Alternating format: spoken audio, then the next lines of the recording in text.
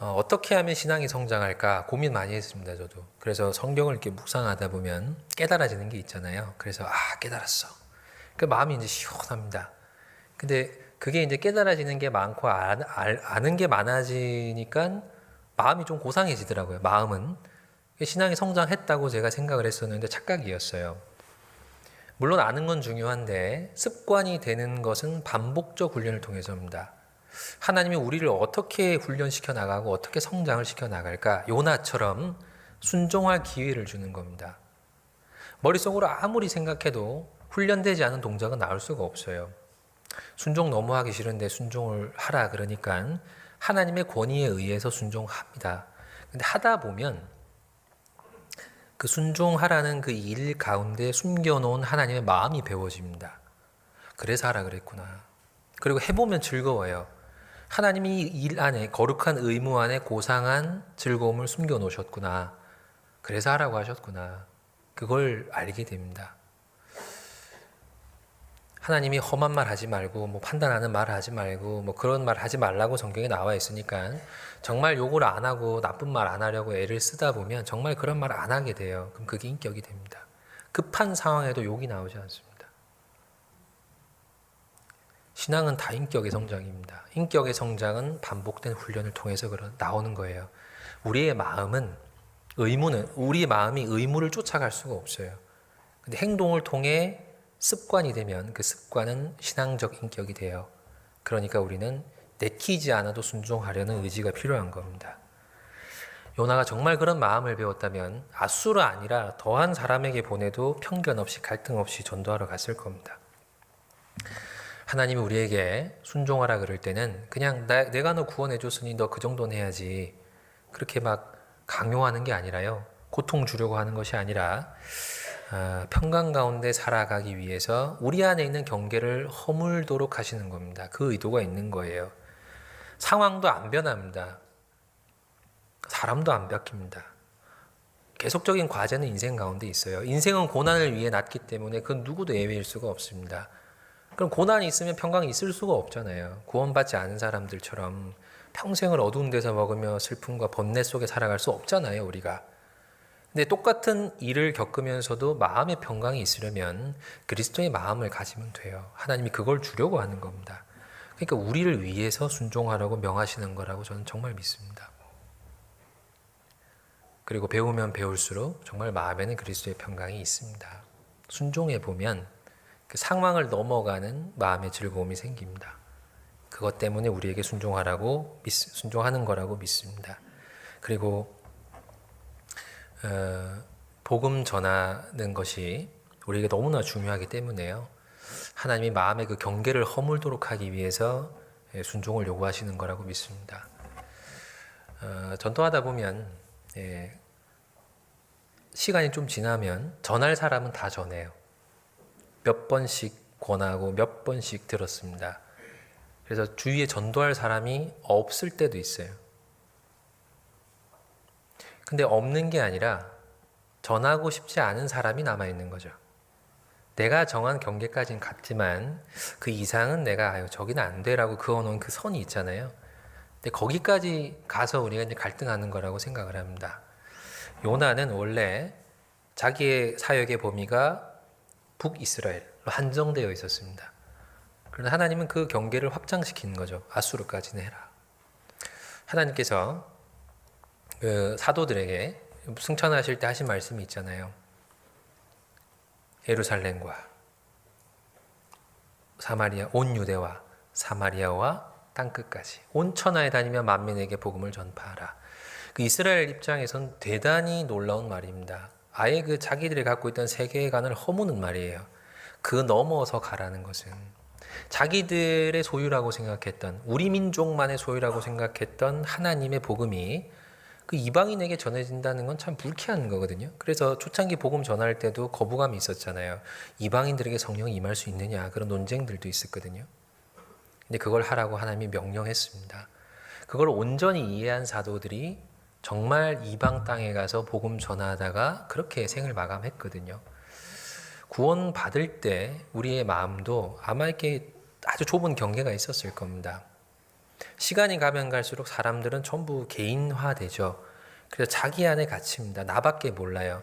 예전엔 이웃 아래 위로 누가 사는지 옆집에 누가 사는지 다 아셨죠. 저도 나이 얼마 안 먹었지만 어릴 때는 옆집 사람, 옆옆집 사람도 알았어요. 아파트 살 때. 그래서 집에 그 부모님 안 계시면 옆집 문 두드렸습니다. 아줌마 엄마가 없어요. 그러면 들어와 그랬어요. 근데 요즘에 옆집 사람 잘 모르시죠? 점점 경계는 좁아져요. 그냥 내 마음, 내 사정, 내 형편 여기에 갇힐 수밖에 없습니다. 근데 구원받으면 나를 위해 살지를 못해요. 교회와 주님을 위해 살아야 됩니다. 그리고 더 나아가면 이웃을 위해 살아야죠. 하나님은 자꾸 경계를 허물게 하시는 것 같습니다. 하나님은 경계가 없거든요. 그래서 미운 사람도 원수도 다 찬송가에 그런 가사가 있잖아요. 친구로 변한다. 그런 마음까지 배우는 것이 우리의 신앙의 목표가 되어야 한다고 생각을 합니다. 하나님께서 십자가를 통해 원수된 것을 소멸하셨다. 그런 표현을 썼습니다. 우리가 하나님의 원수로 행했습니다. 근데 하나님이 그 십자가로 원수된 것을 소멸했어요. 원수를 친구 만드는 건 십자가밖에 없습니다. 그러니까 우리가 하나님에 대한 하나님께서 우리에게 주신 사랑이 마음에 너무 분명하면 우리에게 있어서의 원수도 우리에게도 친구가 될 수 있다고 믿습니다. 그렇게 한 명 한 명 점점점 이 내 안으로 받아들이는 노력을 해갈 때 우리는 가능한 많은 사람을 마음에 이렇게 수용하고 사랑하고 그 범위만큼 우리도 평강 가운데 살아갈 수가 있습니다. 그래서 신앙이 성장한 사람일수록 마음이 넓은 거예요. 신앙의 척도를 뭐라고 좀 생각하면 좋을까? 신앙 성장하고 싶은 사람 많잖아요. 신앙이 어떻게 하면 성장하는 걸까요? 교회 일에 익숙하면 신앙생활 잘 하는 걸까요? 저도 이제 고향에만 살다가요.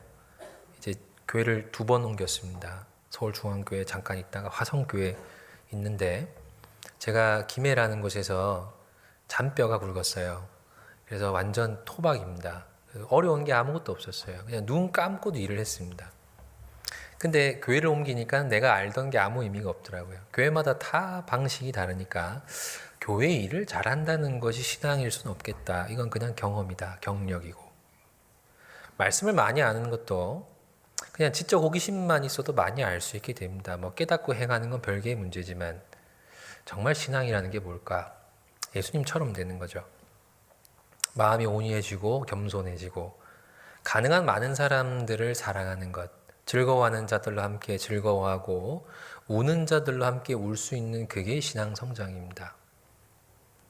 그 마음을 우리는 배워가는 거고 그래서 충돌이 자꾸 생기는 거예요. 전쟁은 국경에서 이제 벌어지죠. 항상 이렇게 두 나라의 경계가 맞닿는 부위에서 분쟁이 벌어지잖아요.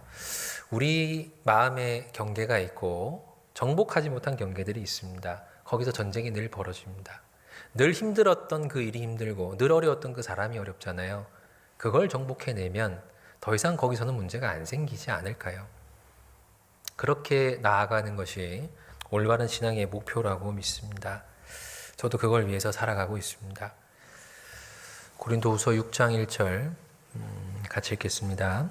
우리가 하나님과 함께 일하는 자로서 너희를 권하노니 하나님의 은혜를 헛되이 받지 말라.